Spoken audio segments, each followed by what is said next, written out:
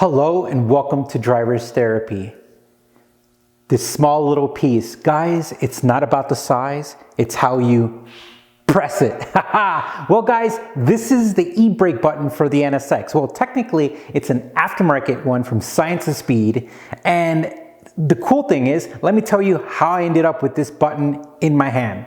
Well, I was looking at the NSX thinking of what I could improve, what I could upgrade within the budget and the ultimate goal. And I looked down and the e-brake button's all sorts of jacked up. It's like flaking and stuff like that. Here's a quick video of it.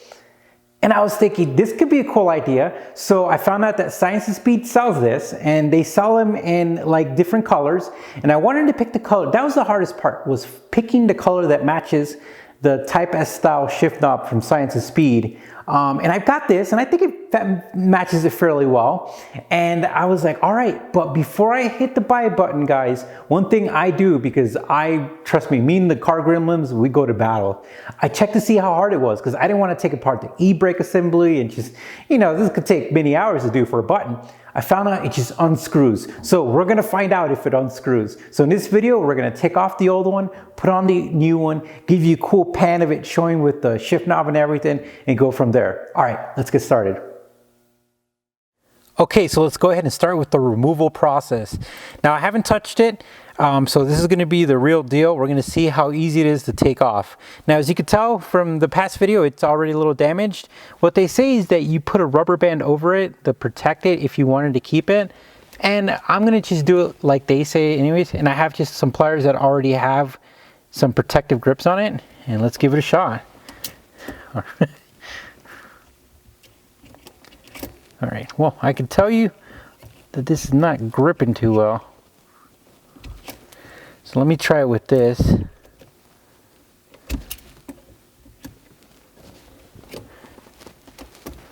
right.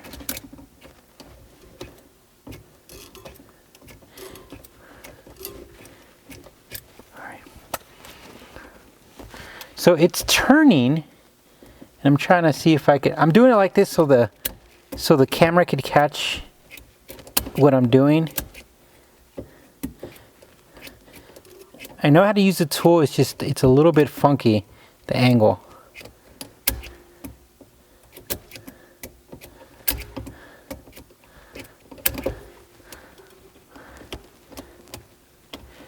I believe I'm turning it with my hand now.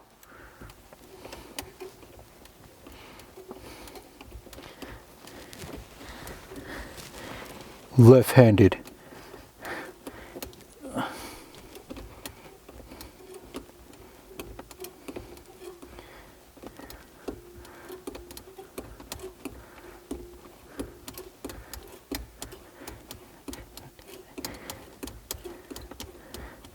Now, I feel like spring-loaded. I don't think anything's going to shoot out, but I'm going to keep my hand like this just in case to protect the windshield. Feel a little less resistance. And it's out. And here it is. So it looks like we're going to have to transfer the spring over to the new one.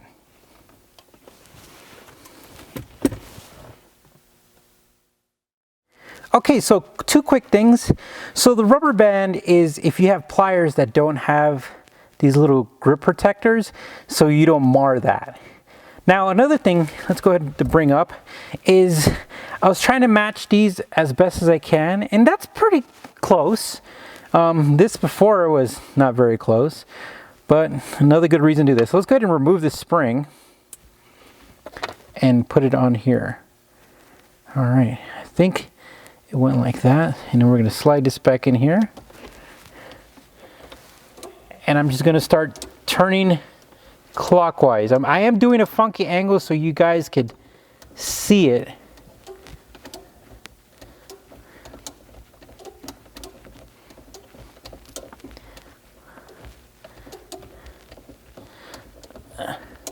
As I turn it, I hear the spring making noises. All right, so what I'm gonna do is I'm gonna turn this until it's snug and then test it. And I think that's good, guys. So let's go ahead and give you that cool video pan.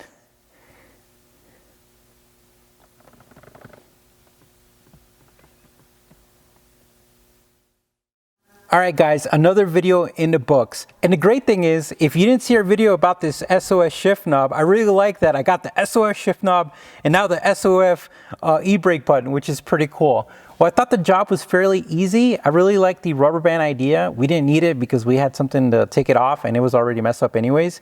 But overall, really cool video, and we love the result. So guys, stay tuned. We have a lot more cool stuff coming up. We welcome you to hit that like button and to subscribe so you can follow along. Hope you guys are staying safe out there, and we'll talk to you soon.